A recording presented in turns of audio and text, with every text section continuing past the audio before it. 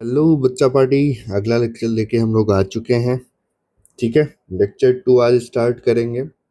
Last lecture में हम लोगों ने बेटा बात किया था व्हाट इज सेल के बारे में, थोड़ा सा बात हुई थी हमारी आपकी कि सेल क्या होता है। ठीक है, ये हम लोग पढ़ चुके हैं और हम लोग बेटा कर चुके थे discovery of the cell. Discovery of the cell, ये 2-3 बातें हम लोगों ने कर लिया था लास्ट लेक्चर में। आज हमारा मेन फोकस रहेगा किसके, कौन कौन से टॉपिक पे बेटा? सेल थ्योरी और ओवरव्यू ऑफ सेल और प्रोकैरियोटिक सेल। अगर हो पाए तो ठीक है, नहीं हो पाए तो कोई बात नहीं, अगले दिन बढ़िया से करेंगे। थोड़ा सा एक टॉपिक और बच गया था डिस्कवरी के बाद, क्योंकि एनसीईआरटी ने कुछ चीजें दे रखी हैं। ठीक है, तो माइक्रोस्कोप्स के बारे में भी थोड़ा बहुत जानेंगे हम लोग। किसके बारे में? माइक्रोस्कोप के बारे में बहुत थोड़ा बहुत, बस नाम की किसने डिस्कवर किया, क्या किया, बस इतना सी ही बात जानेंगे। और इसके बाद जो है हम लोग आज का लेक्चर स्टार्ट कर देंगे, ख़त्म अपने टाइम पे ही होगा। तो आ जाओ बेटा, शुरू करते हैं, बात आगे बढ़ाते हैं, बिल्कुल देखते हैं। ठीक है, आप लोगों ने, अब ये बहुत बेसिक सी बातें हैं, मैंने पीपीटी में इसलिए डाल दिया है कि मान लो अगर तुम में से कोई बाद में पढ़ रहा है तो उसको थोड़ा हेल्प हो जाए कि किसी माइक्रोस्कोप में कौन कौन से स्ट्रक्चर्स हैं जो होते हैं। ये मैं बात कर रहा हूँ कौन से माइक्रोस्कोप के? कंपाउंड माइक्रोस्कोप के। बेस होता है, हैंडल होता है, स्टेज होता है, स्टेज क्लिप है, कंडेंसर है, बॉडी ट्यूब है, एडजस्टमेंट के लिए स्क्रू है, रिफ्लेक्टिंग मिरर है। ठीक है, ये सारी बातें हैं, इतना खास नहीं है, ऐसे इतना डिटेल में नहीं आएगा। लेकिन क्योंकि माइक्रोस्कोप के बारे में हमको दे रखा है, हमको बताया कि सेल की डिस्कवरी कब पॉसिबल हुई, बढ़िया से हम लोग सेल की एनालिसिस कब कर पाए, जब हम लोगों ने माइक्रोस्कोप को पूरी तरह से क्या कर लिया, डिस्कवर कर लिया, जान लिया, समझ लिया। ठीक, तो माइक्रोस्कोप के बारे में कुछ बेसिक जानकारी हमारे पास होनी चाहिए, जिसकी बातें हम लोग कर रहे हैं, करने वाले हैं। ठीक है, तुम्हारे सामने एक टिपिकल सा माइक्रोस्कोप दिखाई दे रहा होगा, जिसके सारे पार्ट्स को मैं ऐसे ही तुम्हें थोड़ा थोड़ा करके समझा देता हूँ। ठीक, अगर इस माइक्रोस्कोप में देखोगे सबसे ऊपर की तरफ, कहाँ पे बेटा? सबसे ऊपर की तरफ, ये वाले पार्ट में, ये वाले पार्ट को बेटा हम लोग कहते हैं आई पीस। क्या बोलते हैं? आई पीस। आई पीस बेटा क्या होता है? ये देखने के लिए यूज होता है। इसके ऊपर तुम बढ़िया से जो है, अगर लैब में कभी एक्सपेरिमेंट किए हो स्कूल में तो देखा होगा, यहाँ पे एक बेटा ऐसे कुछ ढक्कन जैसा जो तुम्हें दिखाई दे रहा है, इसके नीचे लेंस लगा होता है। इस पे जनरली लिखा होता है 5x या फिर 10x या फिर 15x, है ना। एक्चुअली ये इसकी जूमिंग पावर को दिखाता है कि ये आई पीस कितना जूम कर सकता है। इसके नीचे देखो एक बॉडी ट्यूब है, जो कि बेटा क्या काम करेगा? एडजस्टमेंट के लिए हेल्प होगा। ठीक है, इधर पे बेटा बात करें हम लोग, तो यहाँ पे तुम्हें एक नॉब दिखेगा, रिवॉल्विंग सा नॉब है, घूमता रहेगा। अच्छा, ये इसको ऊपर नीचे करने में हेल्प करेगा, ऐसे अप एंड डाउन। ठीक है, और ये बेटा क्या होगा? रिवॉल्विंग नॉब इस लेंस को एडजस्ट करने में हेल्प करेगा, इसको यहाँ से ऊपर नीचे करने में। ठीक है, ये तुम्हारे पास कंपाउंड माइक्रोस्कोप को होल्ड करने के लिए बेटा होल्डिंग आर्म कहा जाता है, ये वाला रीजन। और नीचे बेटा हमारे पास बेस है। बेस को कभी कभार जानते हो क्या कह दिया जाता है? कि ये जो बेस है, ये कौन से शेप का होता है? हॉर्स सू शेप का। लेकिन अभी ऐसा कुछ आता नहीं है ये सब क्वेश्चन।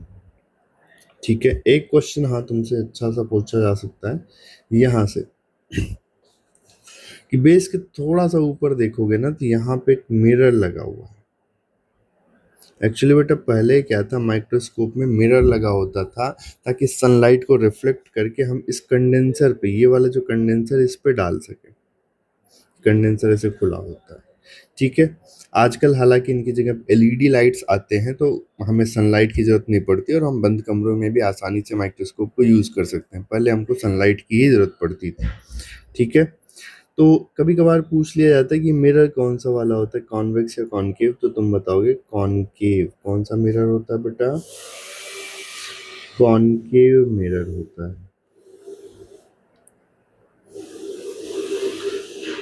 Concave mirror.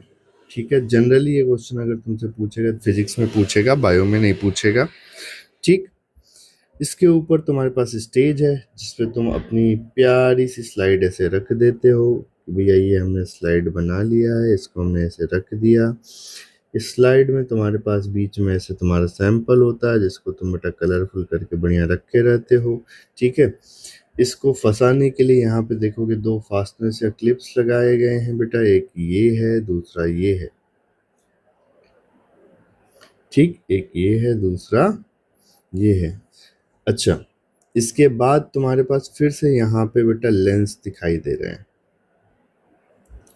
ठीक, ये जो लेंस है इन पे भी बेटा तुम्हें 3 लगे हुए दिखाई दे रहे हैं। जनरली लैब में जो हमारे रखा होता है इस पे 2-2 लगे होते हैं। ठीक, किसी पे तुम्हें ऐसे 40x लिखा होगा, किसी 45x लिखा होगा, किसी पे 50x लिखा होगा। अब अगर किसी माइक्रोस्कोप की जूमिंग पावर निकालनी है, क्या निकालनी है बेटा? Zooming power. तो जो आई पीस वाला लेंस है उसको मल्टीप्लाई कर दोगे बेटा किसमें? लेंस वाले में। यानी कि अगर मैं सोच रहा हूँ कि ये मेरे पास कॉम्बिनेशन है और ये कॉम्बिनेशन है, तो मैं करूँगा 5x, x तो ऐसे लिख दो, इंटू 40x। ठीक है, कितना हो गया भाई? बहुत बढ़िया, 200 गुना जूम हो गया यहाँ। ठीक, तो ऐसे ये मेरे पास कंपाउंड माइक्रोस्कोप क्या कर सकता है? जूमिंग शो कर सकता है, ऑब्जेक्ट को जूम कर सकता है, बड़ा करके दिखा सकता है ना? अगर बेटा मैं बात करूं कि कंपाउंड माइक्रोस्कोप को किसने डिस्कवर किया था, ये इंपॉर्टेंट क्वेश्चन। तो तुम बताओगे it is discovered by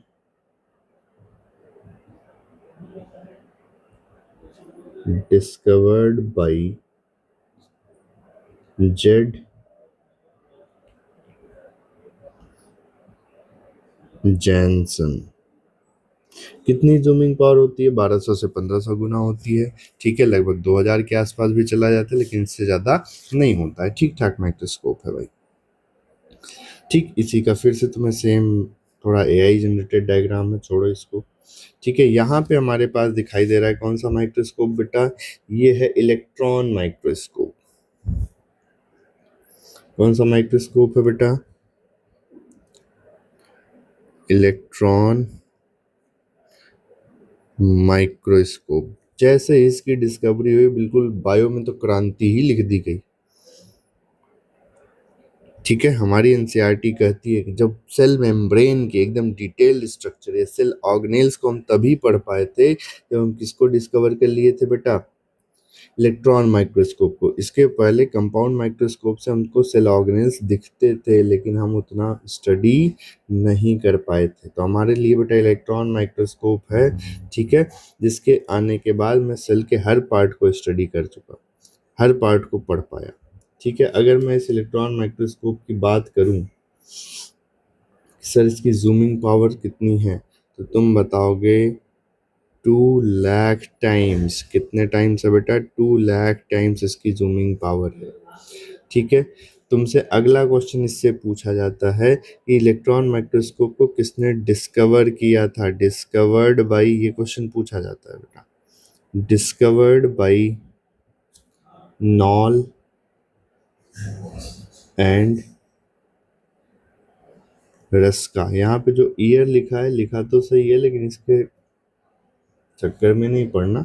year तुमसे नहीं पूछता है। एनसीईआरटी में जाओगे तो एनसीईआरटी में ऐसे लिखा है कि detailed structure of cell membrane, ठीक है, can be studied after discovery of electron microscope in 1950s करके छोड़ दिया है उन्होंने।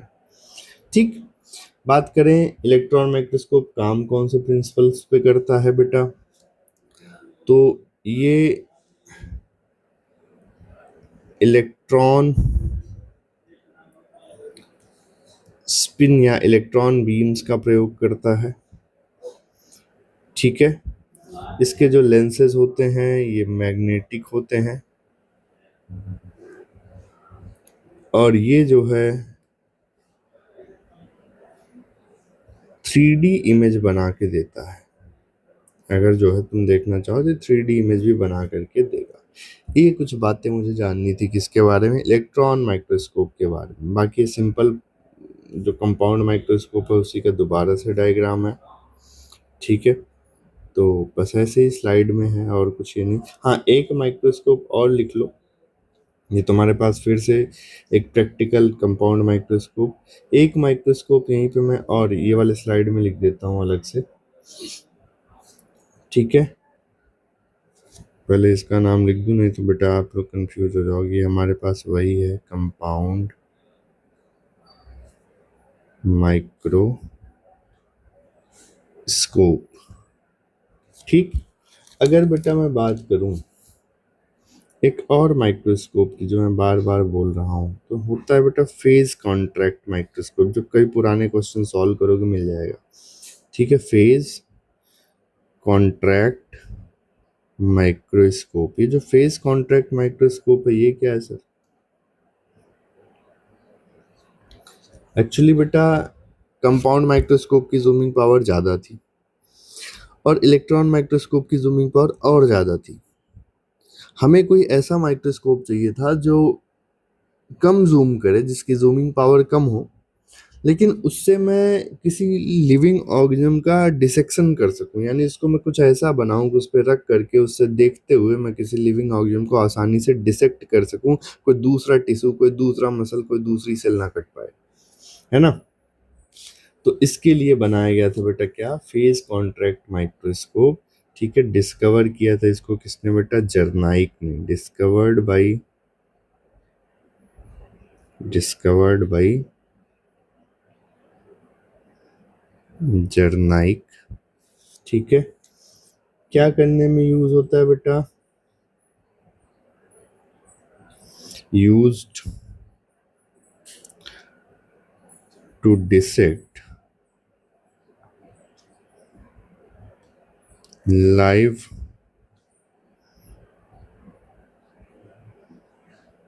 ऑर्गेनिजम्स, ठीक है। जूमिंग पावर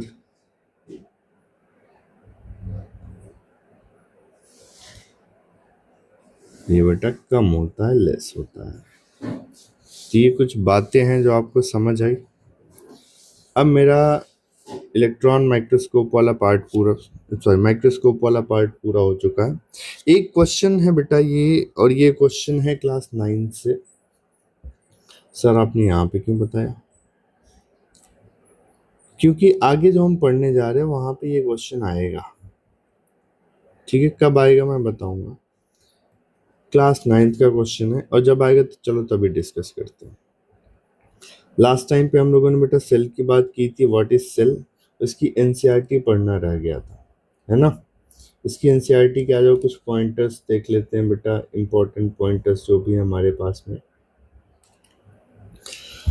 तो जैसे मैं व्हाट इज सेल की बात कर रहा हूँ, देखो यूनिसेलुलर ऑर्गेनिज्म को हमारा एनसीईआरटी कहता है कि दो चीजों के लिए कैपेबल है। पहला बेटा क्या, इंडिपेंडेंट एग्जिस्टेंस, और दूसरा कैपेबिलिटी इनका क्या बेटा, performing the essential functions of life, ठीक है।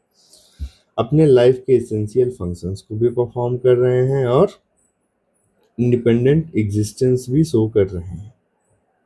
फिर एनसीईआरटी कहता है, ये बातें मैंने की थी, कि सेल से छोटा कोई भी चीज, anything less than a complete cell, anything less than a complete structure of a cell does not ensure independent living. और इसीलिए बेटा हमारा जो सेल है ये क्या है, हाँ हाँ बताओ, इसीलिए जो हमारा सेल क्या है, cell is the fundamental structural and functional unit of all living organisms, ठीक। फिर तुमको बताएंगे कि एंटोन वॉन लीवेनहॉक साहब थे जिन्होंने सबसे पहली बार किसको देखा, लिविंग सेल को देखा, saw and described a live cell, ठीक है। और तुमको सीधे बता दिया कि एंटोन वॉन लीवेनहॉक साहब के बाद कौन आ गए, Robert Robert Brown later discovered the nucleus. फिर क्या, the invention of microscope and its improvement, जिसकी बात अभी हम लोगों ने की, leading to the electron microscope revealed the all structural details of a cell. तुम्हें यहाँ पे एनसीईआरटी में दो तीन चीजें नोट करनी चाहिए। क्या क्या सर? पहला चीज तो बेटा ये नोट करना चाहिए कि यहाँ कहीं आपको नोट करना चाहिए रॉबर्ट हुक के बारे में। रॉबर्ट हुक, इन्होंने फर्स्ट सेल को देखा। कैसा था ये? डेड था। और शेप कैसा था? हनी कॉम्ब लाइक, है ना। फिर इसके बाद तुम्हें एंटोन वॉन लीवेनहॉक साहब का, अच्छा इनका ईयर भी नोट कर लो, इन 1665। एंटोन वॉन लीवेनहॉक साहब का ईयर नोट करना चाहिए, इन 1674। और रॉबर्ट ब्राउन का भी ईयर तो नोट ही करना चाहिए, क्या? 1831। तो ये दो तीन डेटा आप अपने एनसीईआरटी में ही नोट डाउन करोगे, लिखोगे। आगे की बात हम लोग करते हैं सेल थ्योरी की। जब सेल थ्योरी की बात करेंगे, सेल थ्योरी फिर पढ़ेंगे भी, है ना।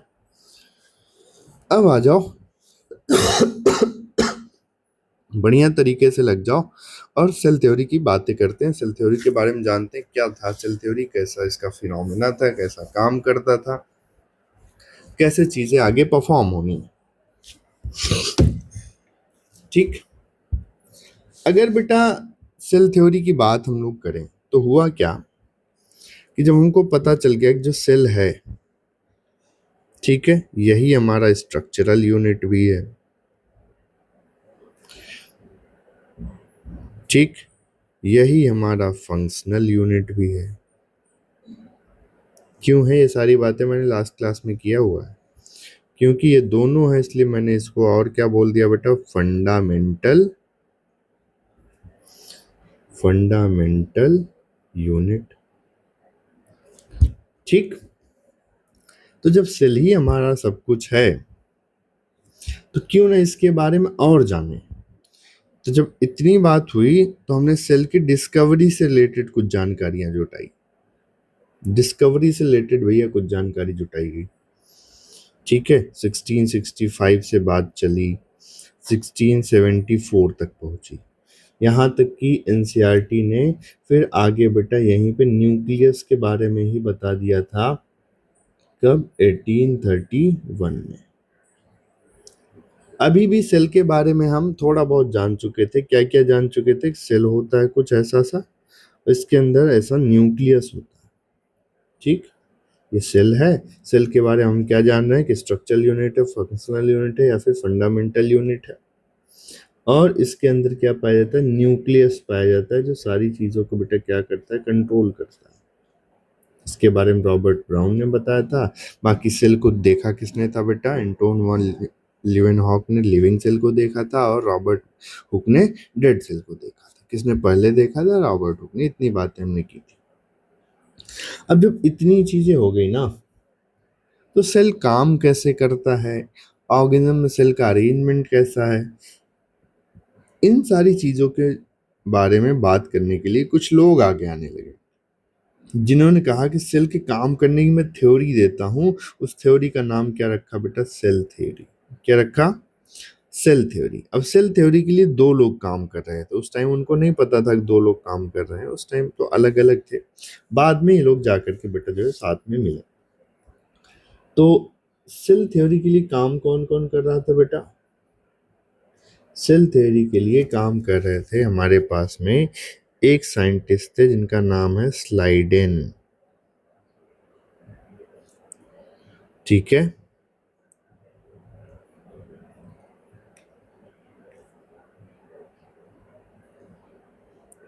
या मैथ्यू स्लाइडेन लिखा होता है। कौन थे भैया स्लाइडेन? अब ये तो तुम बताओगे कौन थे। स्लाइडन थे बेटा जर्मन बॉटनिस्ट। क्या थे? German botanist. अब मुझे बताओ कि अगर ये बॉटनिस्ट हैं तो किस पे काम किया होगा? हाँ, वर्कड ऑन प्लांट सेल। किस पे काम किया होगा बेटा? प्लांट सेल पे काम किया होगा, यानी इन्होंने प्लांट सेल को देखा होगा, उसके बारे में बताया होगा। ठीक। कौन से ईयर में इन्होंने अपने एक्सपेरिमेंट्स किए थे भाई?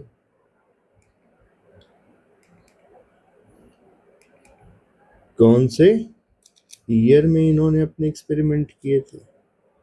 तो इन्होंने अपने एक्सपेरिमेंट को किया था इन 1838। याद रखना, कौन से ईयर में? 1838 में। इन्होंने जब प्लांट सेल पे एक्सपेरिमेंट किया तो इनको एक बात समझ में आया कि जितने भी ऑर्गेनिजम्स हैं वो किससे मिलके बने हैं बेटा? सॉरी, जितने भी प्लांट सेल हैं वो किससे मिलके बने हैं? सेल से। क्या बात है, कितनी बड़ी डिस्कवरी। इन्होंने कहा कि अगर जो है कोई प्लांट है, या ऐसे लिख दूं, इन्होंने कहा ऑल प्लांट्स, ठीक है, are made up of cell. सारे के सारे प्लांट्स किससे मिलकर बने? सेल से। यानी कि इनके पास में से कोई प्लांट था,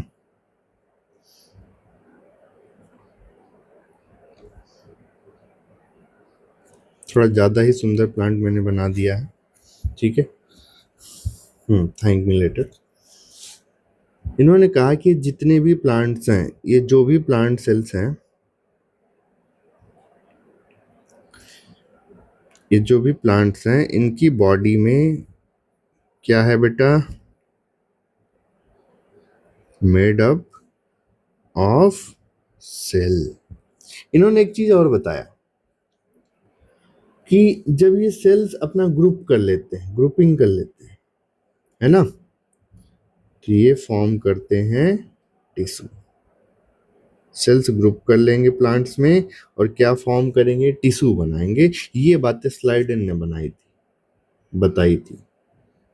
कौन सी ईयर में? 1838 में बताई थी, ठीक है। कि जितने भी प्लांट्स हैं किससे मिलके बने हैं? सेल से मिलके बने हैं, ठीक है। और ये सेल्स मिलकर के क्या बना देते हैं? टिश्यू बना देते हैं। इतनी बातें हमको किसने बताई बेटा? स्लाइडन साहब ने बताई। तुम्हें समझ आया कि नहीं आया?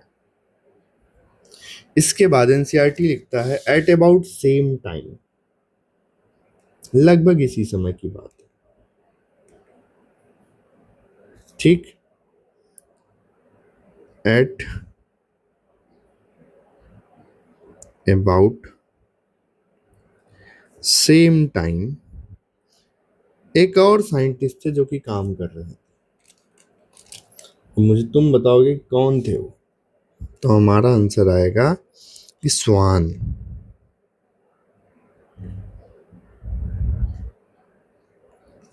ठीक है। स्वान कहाँ के थे भाई?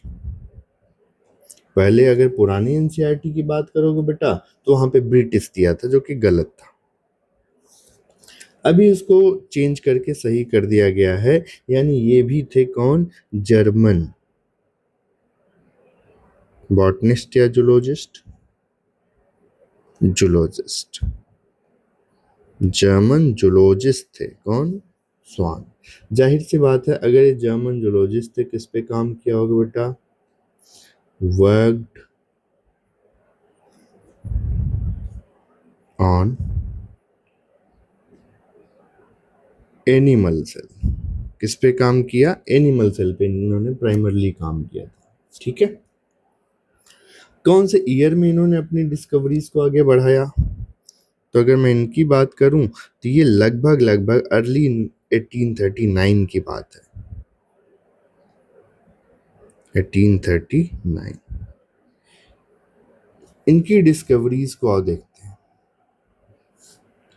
ठीक है, तो अगर बेटा मैं स्वान के डिस्कवरीज की बात करता हूँ, स्वान के फाइंडिंग्स की बात करूं अगर मैं, ठीक है, तो इन्होंने क्या किया, इन्होंने कहा कि ये मान लो एक एनिमल सेल है। ठीक है, ये कौन सा सेल है? एनिमल सेल है। इन्होंने बताया कि कोई भी एनिमल सेल है, उसके बाहर ना एक पतली सी आउटर मोस्ट मेम्ब्रेन जरूर होती है। ठीक, जिसको हम लोग बेटा क्या कहते हैं? Cell membrane. क्या बोलते हैं? Cell membrane. ठीक, तो हमने कहा कि ये जो है इसको मैं क्या बोल दूंगा? Cell membrane. इन्होंने ऐसे लिखा इस बात को।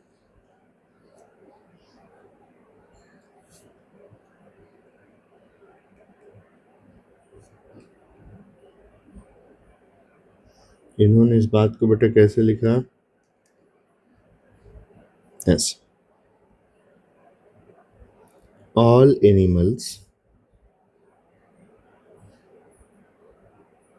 all animal cells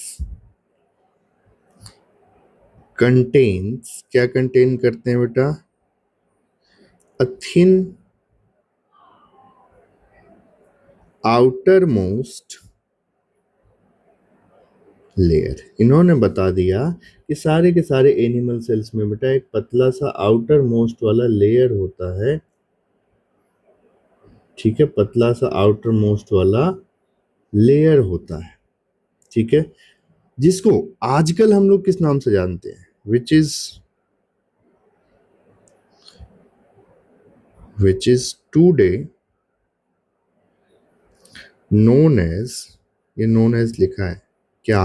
plasma membrane, या फिर इसी को बेटा हम क्या बोल देते हैं? Cell membrane. प्लाज्मा मेम्ब्रेन या फिर सेल मेम्ब्रेन। अब बेटा स्वान यहीं पे नहीं रुके, यही सबसे खास बात है। ठीक, कि इन्होंने ये तो बताया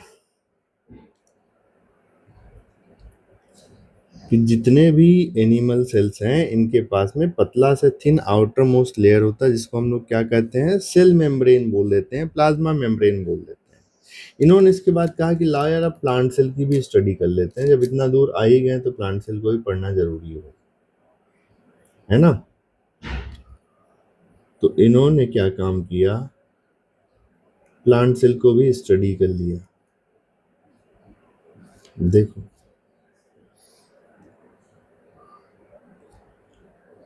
on the basis of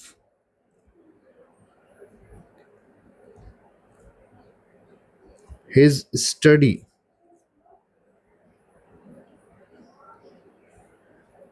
on plant cell, किसकी स्टडी की बात मैं कर रहा हूँ? स्वान के स्टडी की बात कर रहा हूँ बेटा। बच्चे यहाँ बड़ा कंफ्यूज हो जाते हैं। ठीक, अब प्लांट सेल अगर मैं कोई बनाऊं, मान लो,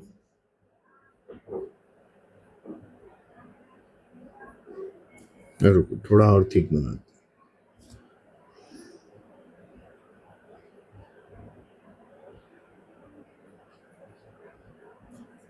ठीक है, मैंने बेटा ये आपके लिए एक प्लांट सेल बना रहा हूं।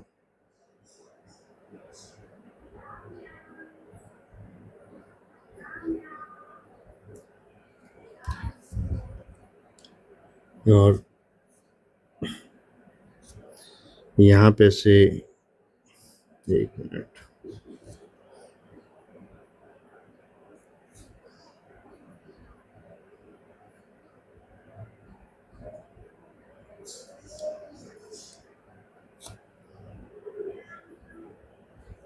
ठीक है, ये मेरे पास एक टिपिकल कौन सा सेल है बेटा, प्लांट सेल। ये एक टिपिकल कौन सा सेल है, प्लांट सेल। इन्होंने कहा कि जो प्लांट सेल्स होते हैं ना, उनमें सेल वॉल, सॉरी, उनमें cell membrane outermost layer नहीं होता। ठीक है, इनमें बेटा a thick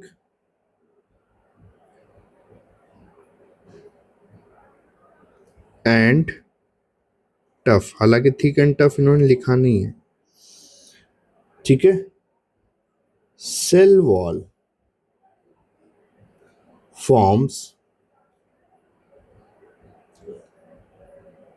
outer most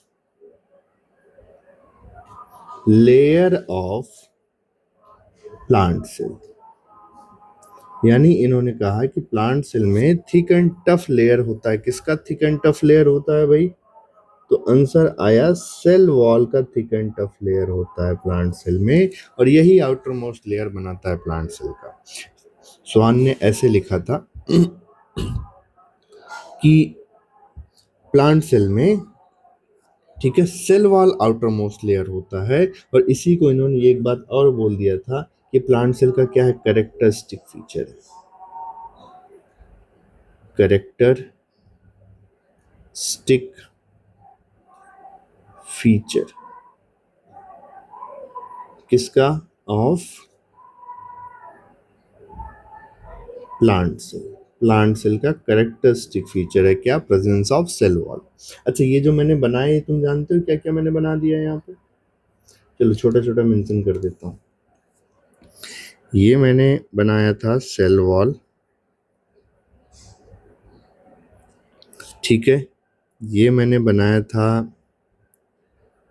plasma membrane, क्योंकि प्लांट सेल में न्यूक्लियस पेरीफेरी में होता है, तो ये मैंने बनाया था इसका nucleus,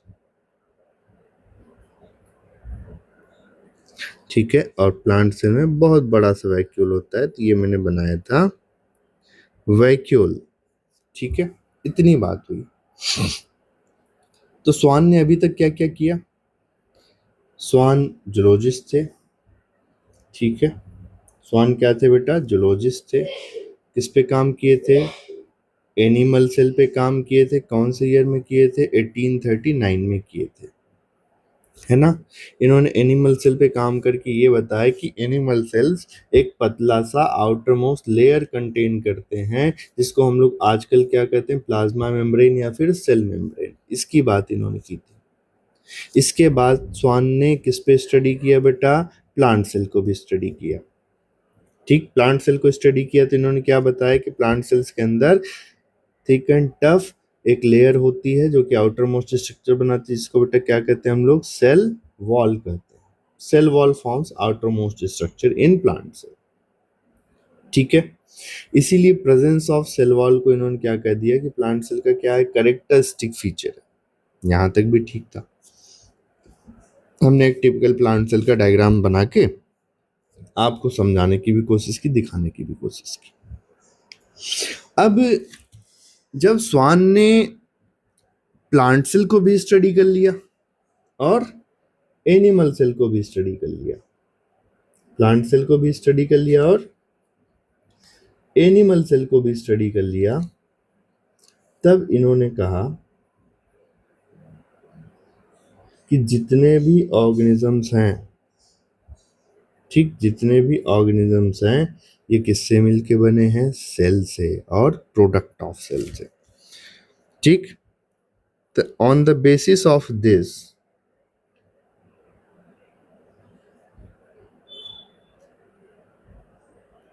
on the basis of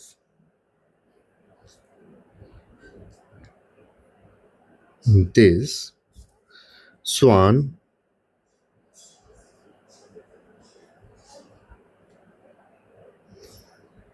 concluded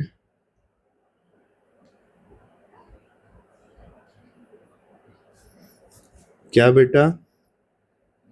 कि all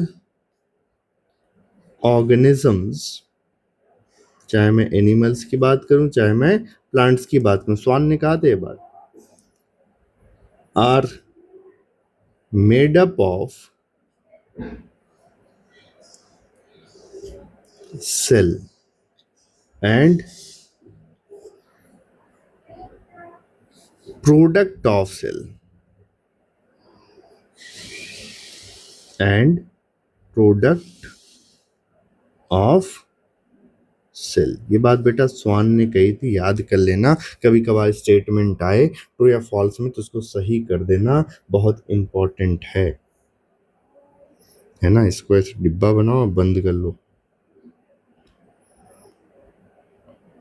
अब बेटा जब इतनी सी बात हो गई, ये सारी बातें चल रही थी, वहीं पे ये दोनों लोग अपनी सेल थ्योरी के प्रपोज करने के लिए, देने के लिए, अपनी थ्योरी को बेटा फॉर्मुलेट कराने के लिए इंटरनेशनल बॉडीज के पास में गए।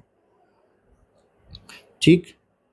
और जब ये इंटरनेशनल बॉडीज के पास में गए तो इन लोगों ने देखा कि इनकी फाइंडिंग्स तो सेम है। ठीक है, इनकी फाइंडिंग्स तो सेम है। एक सेकंड, थोड़ा सा पेचेस लगा लो। या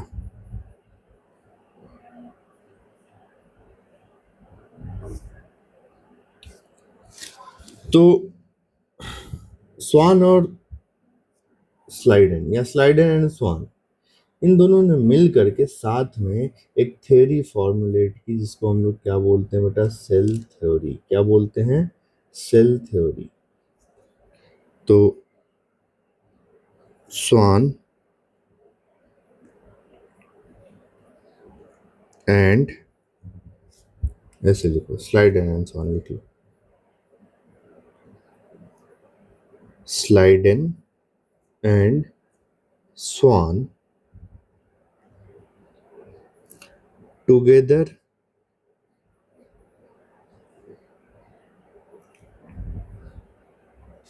formulated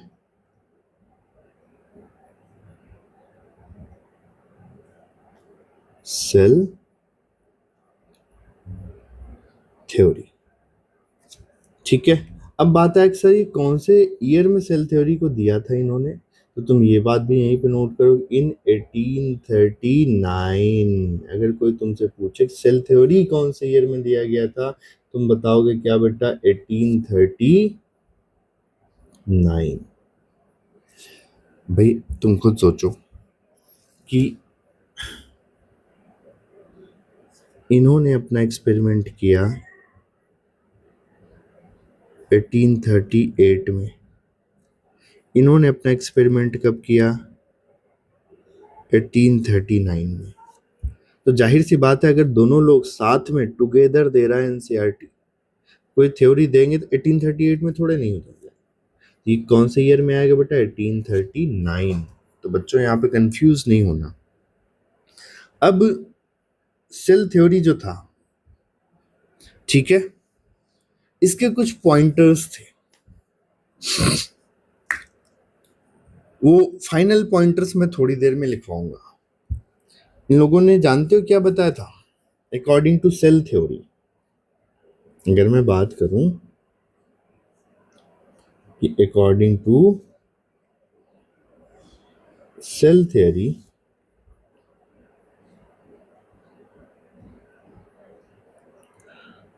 according to cell theory, तो यहाँ पे दो चीजें बताई गई। एकदम फाइनल शेप की बात मैं कर रहा हूं।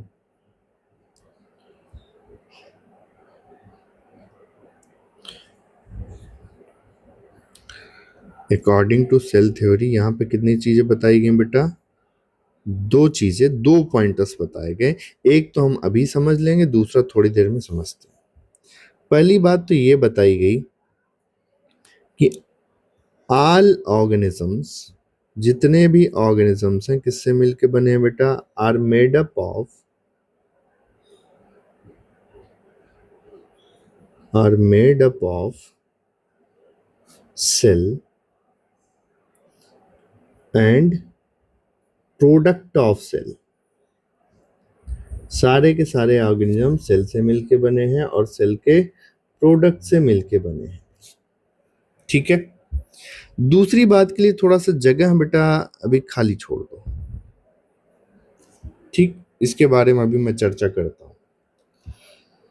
जब स्लाइडन और स्वान ने इतनी बातें बता दी कि सारे के सारे ऑर्गेनिज्म सेल से मिलके बने और सेल के प्रोडक्ट से मिलके बने हैं, तो इनसे भाई क्वेश्चन किया जाने लगा। जाहिर सी बात है, अगर आप कोई थ्योरी दोगे तो उससे रिलेटेड जितने भी सवाल होंगे, कोई भी कॉन्सेप्ट आप बताओगे, जितने भी सवाल होंगे उतने पूछे जाएंगे। जैसे अगर मैं कोई कॉन्सेप्ट एक्सप्लेन कर रहा हूँ और अगर मैं तुम्हारे सवालों का जवाब नहीं दे पाऊंगा तो यही कहोगे, अरे गुरुजी दम नहीं है, मास्टर कमजोर रह गया, मजा नहीं आया, है ना।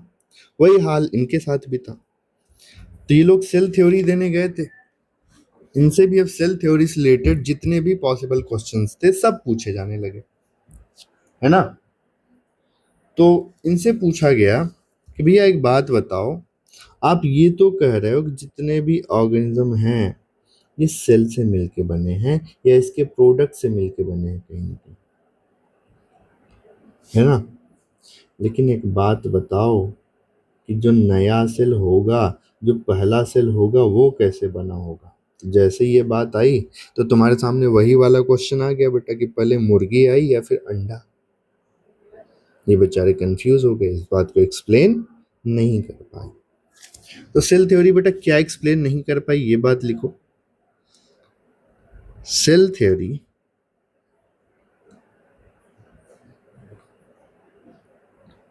ठीक है, कैन नॉट एक्सप्लेन, क्या नहीं एक्सप्लेन कर पाए बेटा, कि how new cells are formed, कि नए सेल कैसे बनते हैं।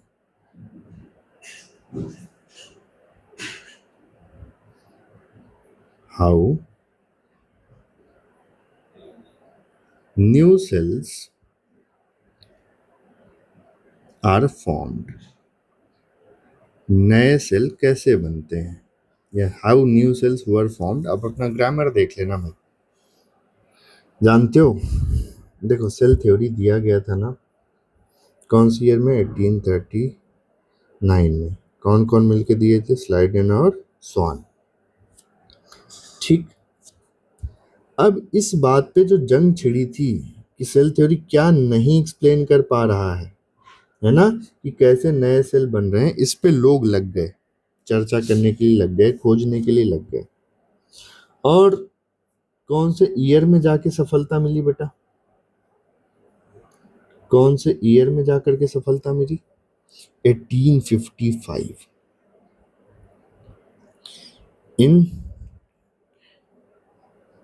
1855 एक साइंटिस्ट थे जो लैटिन के थे, ठीक है, नाम था रोडोल्फ वर्चियो।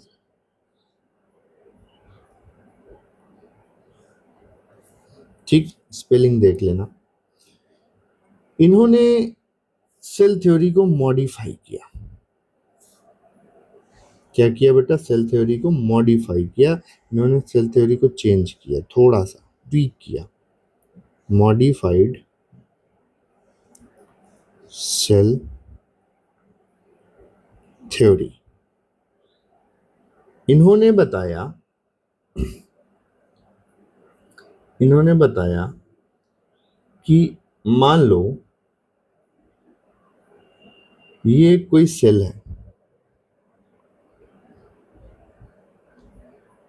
तो जब इस सेल को अपनी प्रोजेनी प्रोड्यूस करनी होगी, अपना जनरेशन बढ़ाना होगा, ये सेल बेटा क्या काम करेगा, डिवीजन करेगा। रुक जाओ मैं ऐसे ही बना देता हूँ।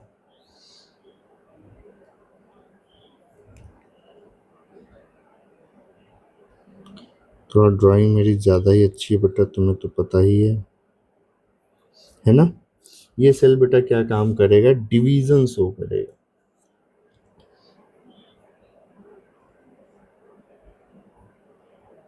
और जैसे ही सेल डिवीजन शो किया तो इस सेल ने क्या काम कर दिया, एक से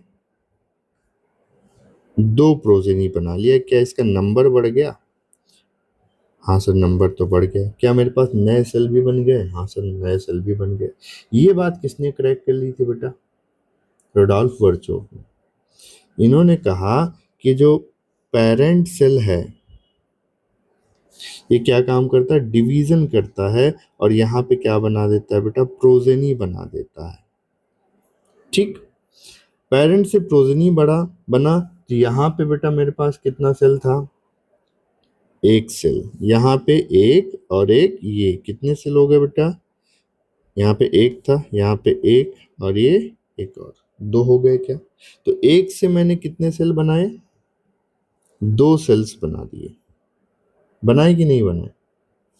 कौन से प्रोसेस से? सेल डिवीजन से सर। किससे? सेल डिवीजन से। ये बात इन्होंने बताई, मॉडिफाई किया सेल थ्योरी को। इन्होंने कहा कि जो न्यू सेल हैं, कौन से सेल्स हैं बेटा? जो न्यू सेल हैं, ये एराइज होते हैं प्री एग्जिस्टिंग सेल से। New cells arises from pre-existing cell. pre-existing cell, है ना? कैसे? By cell division. Cell division से जो है नए सेल्स जो है बनते हैं, ठीक है, पुराने वाले सेल से। इस बात को इन्होंने लैटिन लैंग्वेज में बोला था, ठीक है। ही कोटेड दैट, क्या कोट किया इन्होंने? इन्होंने कोट किया बेटा कि ओमनी सेलुला,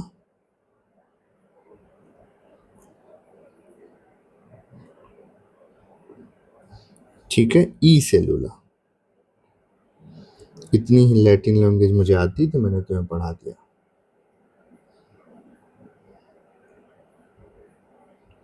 ठीक। और इन्होंने इस बात को कह करके इस सेल थ्योरी को फाइनल शेप दे डाला। फाइनल शेप दे डालने का मतलब बेटा क्या है? फाइनल शेप का मतलब बेटा ये है, ठीक, कि ये जो दूसरा वाला पॉइंट था, इसमें हम लोग क्या लिख लेंगे? न्यू सेल्स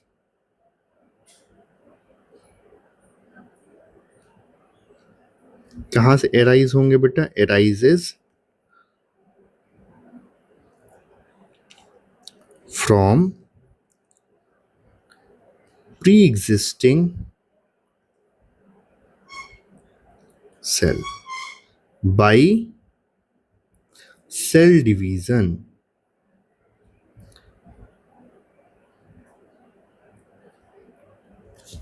ठीक है।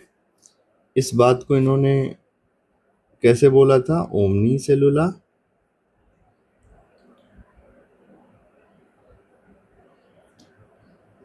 ई सेलुला।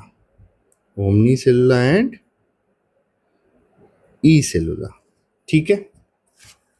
तो इतनी बात हो गई बेटा मेरे पास सेल थ्योरी के बारे में। अगर सेल थ्योरी के मैं फाइनल शेप की बात करूं तो क्या क्या बातें हुई थी? सेल थ्योरी के फाइनल शेप की अगर मैं बात कर रहा हूं बेटा, सेल थ्योरी का फाइनल शेप ये कह रहा था कि जितने भी ऑर्गेनिजम्स हैं किससे मिलकर बने? सेल से और सेल के प्रोडक्ट से। ठीक है। और नया सेल कैसे राइज होता है बेटा? पुराने वाले सेल से या प्री एग्जिस्टिंग सेल से। इतनी बात हुई थी। किसने सेल थ्योरी को मॉडिफाई किया? सेल थ्योरी मॉडिफाइड बाई तुमसे पूछा जाता है, तुम क्या बताओगे? रोडोल्फ वर्चोव साहब ने किया था। ठीक है। इन्होंने बताया था कि नई सेल जो है प्री एग्जिस्टिंग सेल से बनती है। अब तुम्हारे पास अगली हेडिंग आएगी, एक्सेप्शंस ऑफ सेल थ्योरी।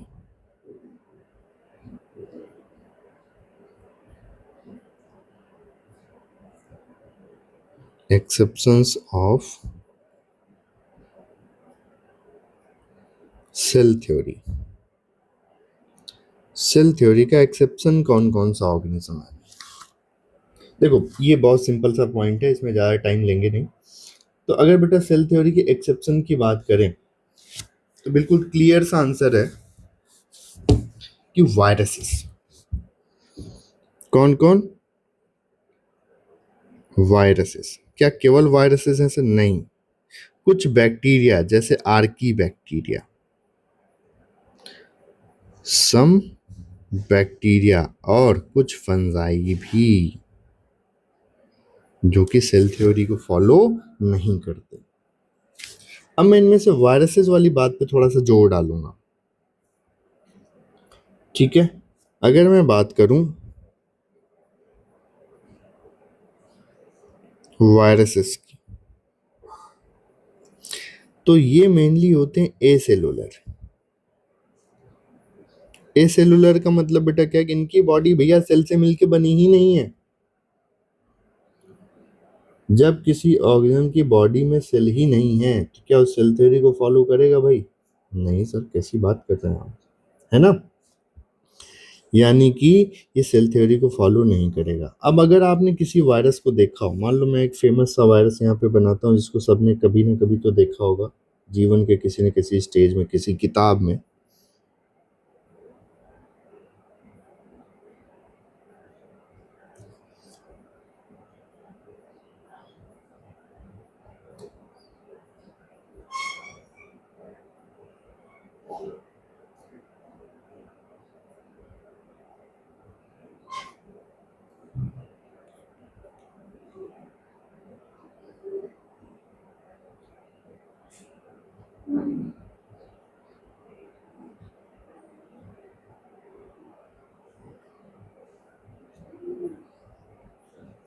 ठीक है,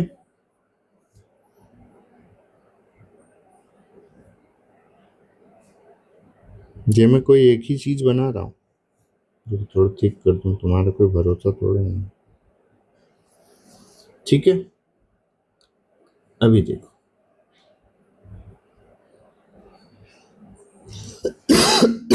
ये जो मेरे पास वायरस है इसका नाम है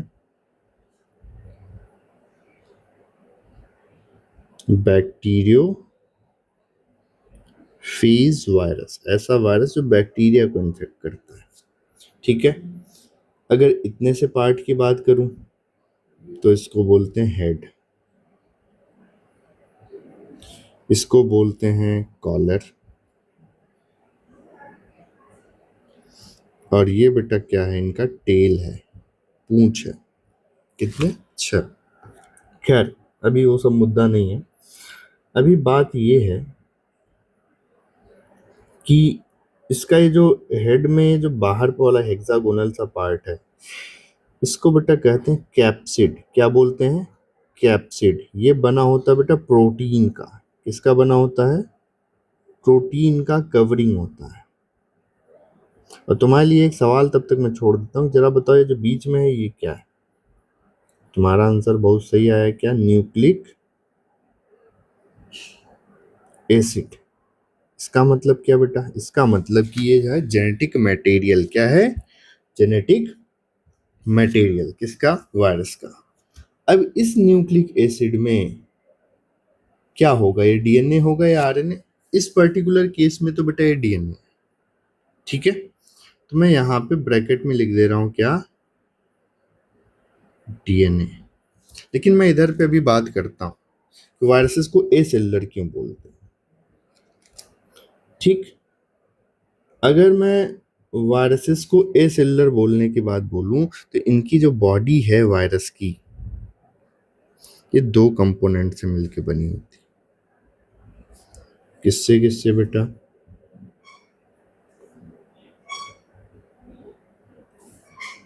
बताते रहा करो यार, ठीक है। एक तो है कैप्सिड।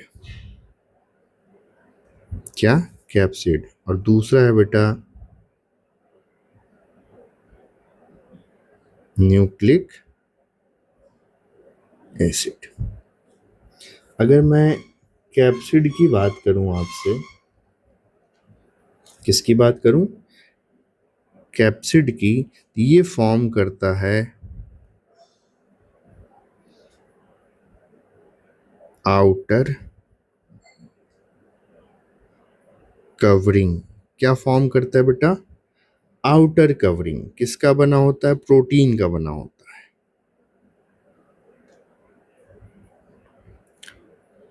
प्रोटीनेसियस है। अगर यहीं पे बेटा मैं न्यूक्लिक एसिड की बात कर लूं, ठीक, तो ये बेटा वायरस का क्या बनाएगा, जेनेटिक मटेरियल। क्या है ये, जेनेटिक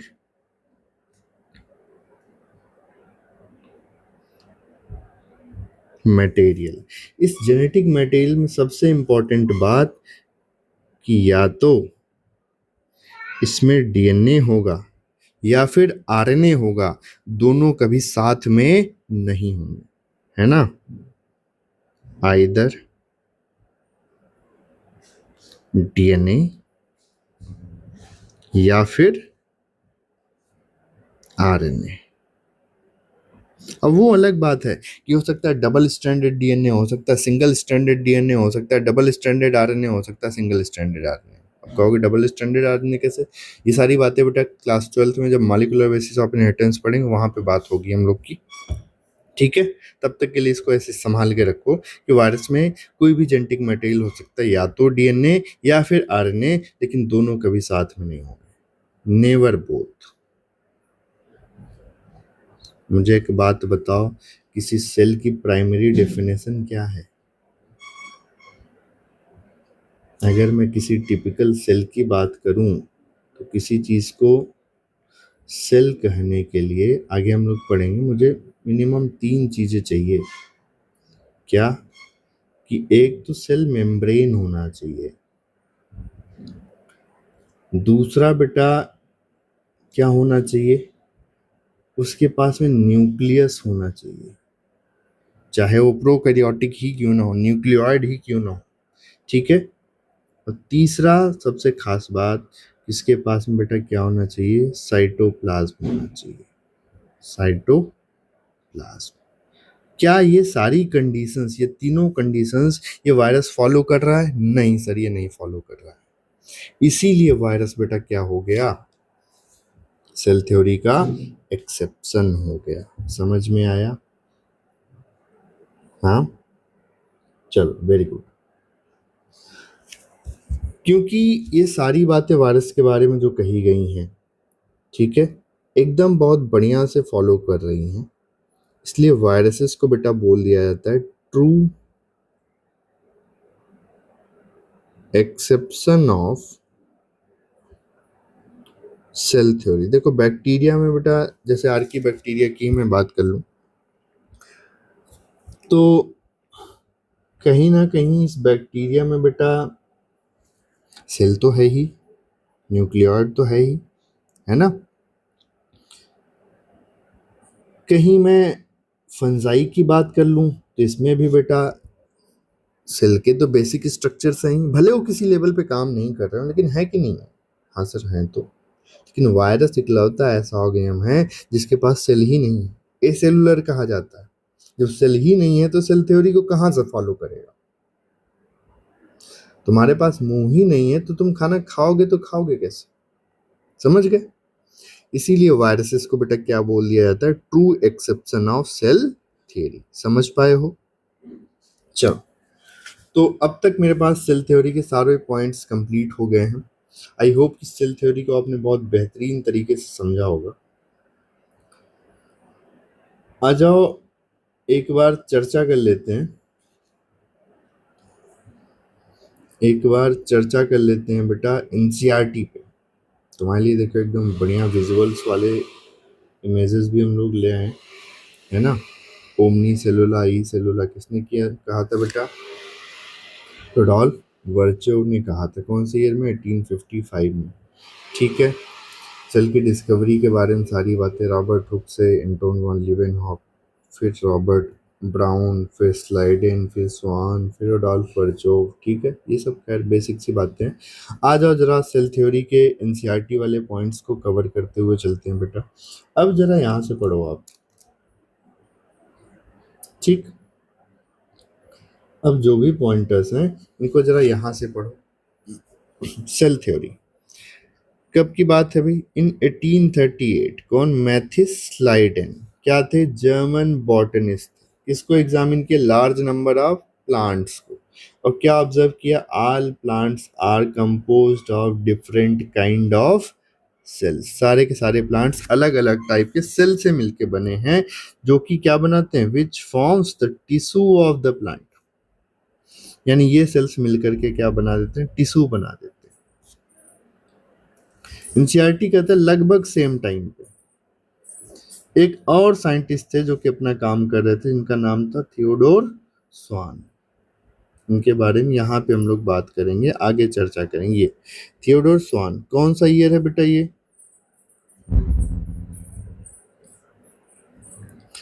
1839। ये क्या थे भैया, जर्मन थे, जूलॉजिस्ट थे। ठीक है, किसको स्टडी किया, इन्होंने स्टडी किया different type of animal cells. ठीक है, अलग अलग टाइप के एनिमल सेल्स को इन्होंने बेटा क्या किया, स्टडी किया। और क्या रिपोर्ट किया, इन्होंने रिपोर्ट किया कि जो भी एनिमल सेल्स हैं इसके पास में थिन आउटर लेयर है, जिसको हम लोग आजकल क्या बोलते हैं, प्लाज्मा मेम्ब्रेन या फिर सेल मेम्ब्रेन। ठीक है, और क्या कंक्लूड किया बेटा इन्होंने, देखो यहां पे ही लिखा है ना, ही आल्सो कंक्लूडेड, किसके बेसिस पे बेटा, ही also concluded based on his studied on plant tissues। उनकी स्टडी जो प्लांट टिश्यू पे थी उसके बेस पे क्या कंक्लूड किया बेटा कि presence of cell wall is a unique character of plant cell. क्या ये सारी बातें हमने की थी, हाँ सर की तो थी।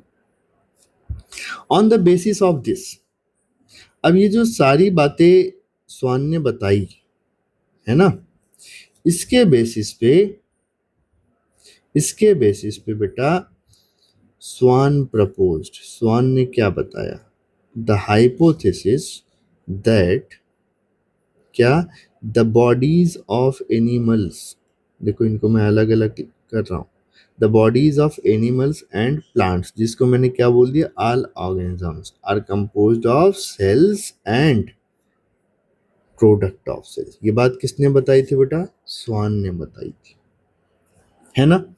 फिर एनसीईआरटी क्या कहता है, एनसीईआरटी इसके आगे बोलता है कि Schleiden and Schwann together formulated cell theory. यहीं पे तुम्हें लिखना चाहिए कौन सी ईयर में, तो तुम बताओगे 1839। कौन से ईयर में बेटा, 1839 में स्लाइडन और स्वान ने क्या काम किया था, एक साथ में एक थ्योरी दी थी जिसका नाम था भैया सेल थ्योरी।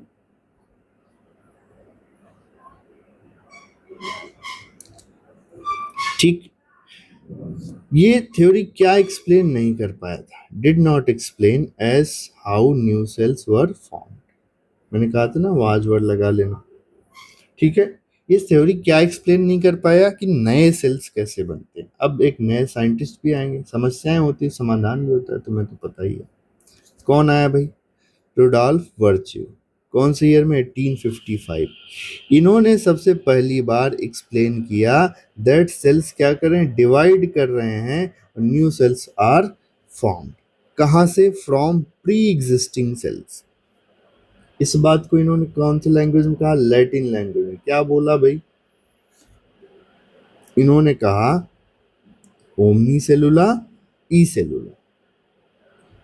क्या बोला बेटा, ओमनी सेलुला ई सेलुला। और तो और मॉडिफाई किया hypothesis of Schleiden and Schwann to give cell theory final shape, जो कि आजकल कंक्लूड किया जाता है, आजकल समझा जाता है, आजकल बोला जाता है सेल थ्योरी को। इसकी नींव इन्होंने रखी, इसके बारे में बताया। ठीक है, क्या बताया कि जितने भी लिविंग ऑर्गेनिजम्स हैं, all living organisms are composed of cells and products of cell। जितने भी लिविंग ऑर्गेनिज्म हैं किससे मिलके बने, सेल से मिलके बने और सेल के प्रोडक्ट से मिलके बने।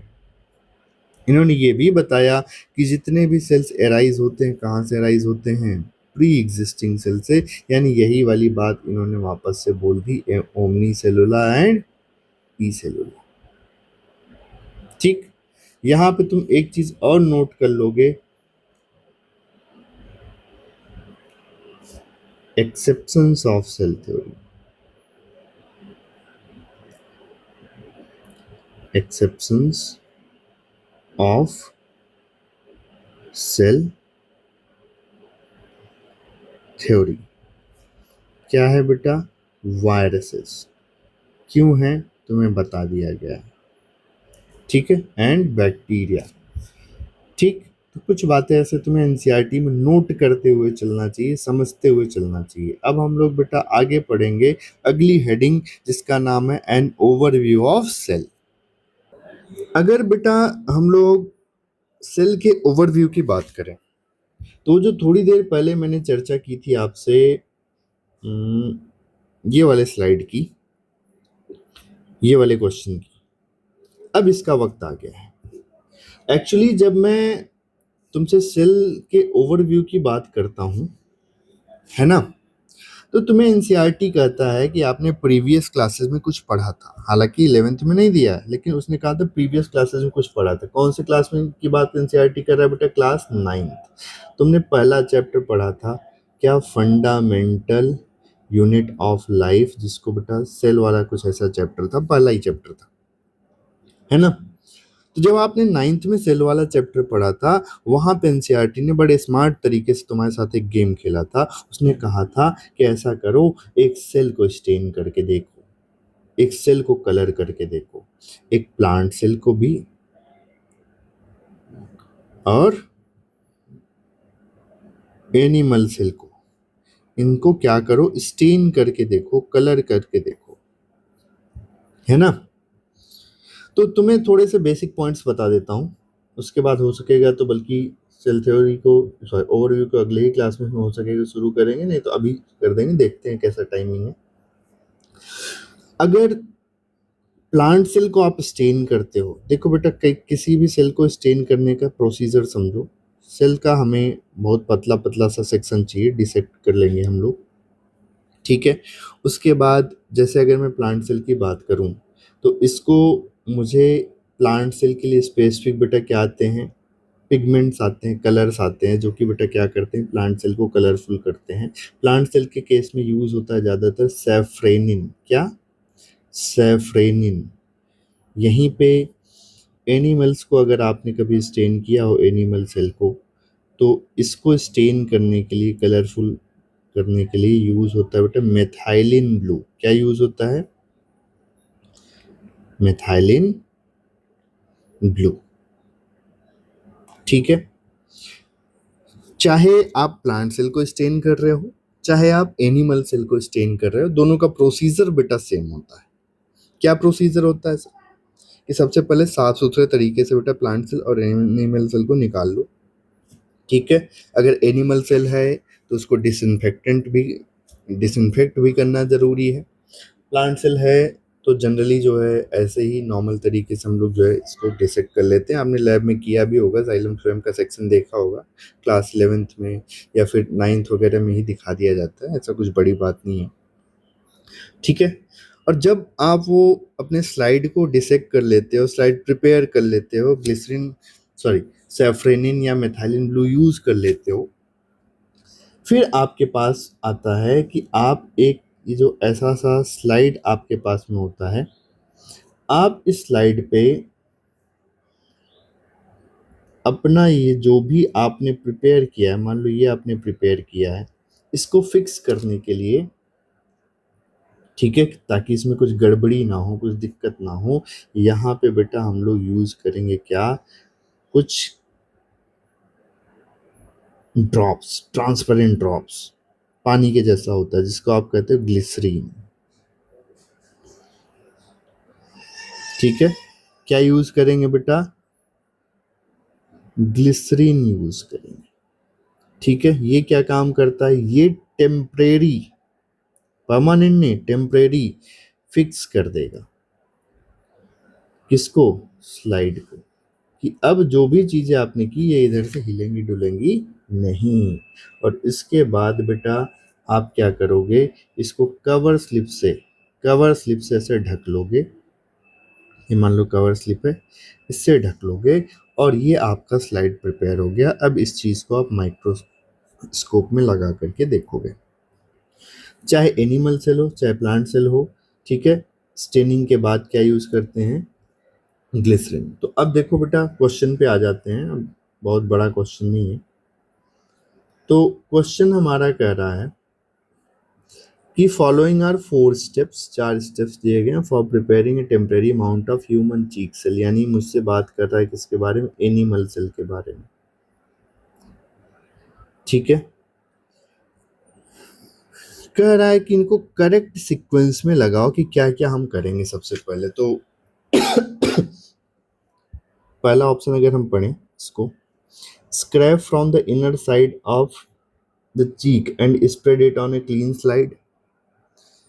बेटा क्योंकि ये एनिमल सेल है, मान लो तुमने किसी अंकल को अप्रोच किया उनके ह्यूमन चीक सेल को लेने के लिए, और अंकल ने 1 महीने से ब्रश नहीं किया है, तो या अंकल ने किसी ऐसे पदार्थ का सेवन किया है जिसको तुम दाने दाने में केसर का दम या जुमा केसरी नाम से जानते हो, गुटखे का सेवन किया है, या कुछ ऐसी वैसी चीज खा के आए जो उनके मुंह में लगा है। तुम डायरेक्ट अगर बेटा टेम्परेरी माउंट बनाने लगोगे तो पता चला तुम्हें देखना ह्यूमन चीक सेल, तुम्हें दिखाई दे रहा दाने दाने में केसर का दम, या बैक्टीरिया उसी में टहल रहा है, गड़बड़ हो जाएगा। तो सबसे पहले तुम्हें ये पहला स्टेप तो परफॉर्म नहीं करना, ठीक है। पहला स्टेप नहीं परफॉर्म करना है तो ग्लिसरीन की भी बात खत्म हो गई, ठीक है। मेथाइलिन ब्लू की भी बात खत्म हो गई। सबसे पहले तुम्हें क्या परफॉर्म करना है, रिंस द माउथ, मुंह को धुलो विद फ्रेश वाटर, और बाद में डिसइंफेक्टेंट भी यूज करो। जिस भी ऑप्शन में फोर्थ वाला सबसे पहले दे रखा है वो सही होगा, या तो ये या तो ये, है ना। अब आ जाओ, हमने अंकल के माउथ को बढ़िया से डिसइंफेक्टेंट से धुल लिया, सब कुछ साफ सुथरा कर लिया। अब हम क्या करेंगे, इनके inner side of cheek cell को स्क्रैप करेंगे, खुरचेंगे थोड़ा सा, और इसको एकदम साफ सुथरे स्लाइड पे रखेंगे। यानी अब मेरे पास पहला स्टेप आएगा, इसमें भी दिखाई दे गया सेम चीज, इसमें भी दिखाई देगी। अभी मेरा आंसर नहीं मिला, मुझे ये पता चल चुका है कि मेरे 2 ऑप्शंस तो ऐसे ही निपट गए हैं, एक ये वाला एक ये वाला, है ना। इसके बाद क्या आप ग्लिसरीन यूज करोगे, अभी नहीं। अभी तो मुझे जो है कलर करना पड़ेगा ना सर एनिमल सेल को। बिल्कुल सही बात है बेटा। तो एनिमल सेल को कलर करने के लिए मुझे क्या चाहिए, मेथाइलिन ब्लू। किसमें मिल गया, ये वाले में मिल गया भाई, ठीक। तो हम अब क्या करेंगे, 2-3 ड्रॉप यूज करेंगे मेथाइलिन ब्लू का, और ये इसमें नहीं मिल पाया, इधर पे मिल गया, ठीक। और फिर हम लोग क्या करेंगे, स्लाइड को टेम्परेरी फिक्स करने के लिए ग्लिसरीन डालेंगे और रख देंगे। चाहे एनिमल सेल हो चाहे प्लांट सेल हो, दोनों पे सेम बात होती है। तो हमारा जो आंसर बनेगा बेटा, तो कौन सा आंसर बन जाएगा, ऑप्शन 3। ये क्वेश्चन आपका क्लास 9th का था, लेकिन ओवरव्यू ऑफ द सेल पढ़ाने के पहले बहुत ही जरूरी था, है ना। तो चलो, वक्त थोड़ा सा इजाज़त कम दे रहा है। हम लोग ये सीख गए हैं कि कैसे स्टेनिंग करनी है, और बेसिकली मुझे बताना ये था कि क्लास 9th में तुमको 2 स्टेन करवा दिए गए। 9th में तुमने 2 चीज़ों को स्टेन कर लिया है। एक कर लिया है ओनियन पील सेल को, ऐसा एनसीईआरटी मानता है, मैं मानता हूँ तुमने कुछ नहीं किया है ना। और दूसरा बेटा जो है ह्यूमन चीक सेल को भी स्टेन कर लिया है, देख लिया है। ये बात एनसीईआरटी मानता है। क्यों, क्योंकि उन्होंने 9th में कहा था कि आप लोग इनको स्टेन कीजिए, देखिए। अब वहीं जब ओवरव्यू ऑफ द सेल शुरू होगा ना बेटा, तो बातें यहीं से कंटिन्यू होंगी। मैं थोड़ा सा तुम्हें एनसीईआरटी का पोर्शन दिखा करके आज के लिए फिर क्लास रोकूंगा, ठीक। तुमसे एनसीईआरटी जब इस पोर्शन को शुरू करता है, ठीक है, तभी बोलता है यू हैव अर्लियर ऑब्जर्व। क्या ऑब्जर्व किया आपने earlier, cells in an onion peel and human cheek cell under the microscope। ये कब की बात है बेटा, ये सब बात है 9th की, कब की? 9th की बात है, जब क्लास 9th में प्रैक्टिकल्स आपने किए होंगे, है ना? ये बातें एनसीईआरटी दे रहा है। फिर कहेगा let us recollect their structure, onion peel cell के बारे में तुम्हें बताएगा और एनिमल सेल के बारे में बताएगा, यानी ह्यूमन चीक सेल के बारे में बताएगा। ये सारी बातें, सारी चीज़ों को इत्मीनान से करते हैं अगली क्लास में। ठीक है, जल्दी आएगी, अगले टाइम का थोड़ा सा वेट करो। ठीक, जैसे ही आएगी इस पर चर्चा होगी और हम लोग अपनी आगे की पढ़ाई कंटिन्यू रखेंगे। आज हम लोग सेल थ्योरी तक ही कर पाए। क्या सेल थ्योरी आपको पूरी तरह से बढ़िया तरीके से समझ में आया? सेल थ्योरी के जो भी डाउट्स हों आप ज़रूर पूछो। ठीक है, टेलीग्राम के माध्यम से पूछो, व्हाट्सएप चैनल भी जल्दी ही बना देंगे, उसका भी लिंक डाल देंगे, उसके माध्यम से पूछो, कमेंट करके पूछो। ठीक, और फिर से वही 2-3 बातें जो मैं हमेशा करता हूँ, आज भी करूँगा, कि अगर तुम यहाँ तक वीडियो देख लिए हो तुम बहुत बढ़िया कर रहे हो। थोड़ा थोड़ा डेली पढ़ते रहो बेटा। ठीक है, कंसिस्टेंसी बहुत इंपॉर्टेंट है, और अगर ऐसा करते रहोगे सफलता जरूर मिलेगी। नीट 2027 में सिलेक्शन आपका है। अभी तक साथ में बने रहने के लिए, अपना टाइम देने के लिए बहुत बहुत धन्यवाद। टेलीग्राम चैनल को ज्वाइन कर लें, नोट्स आपको वहाँ पे मिल जाएगा। चैनल को अगर अच्छा लगा हो सब्सक्राइब कर लें, नहीं अच्छा लगा हो तो डिसलाइक भी कर सकते हो, ऐसा कोई वो नहीं है।